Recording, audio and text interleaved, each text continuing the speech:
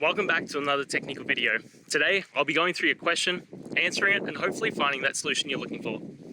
Guys, remember to stay just a little bit crazy, just like me, and hopefully you work through to that resolution. Now, let's continue on.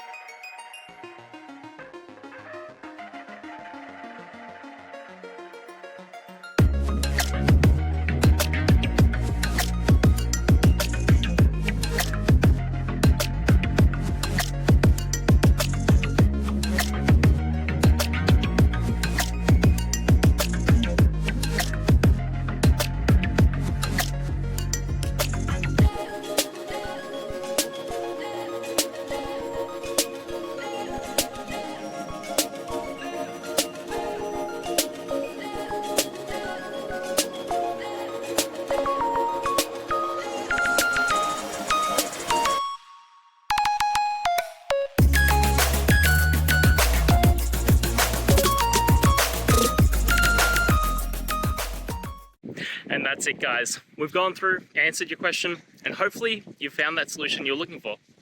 Guys, if you did, please hit subscribe. I'd really appreciate it. And until next time, you need technical help, I'll see ya.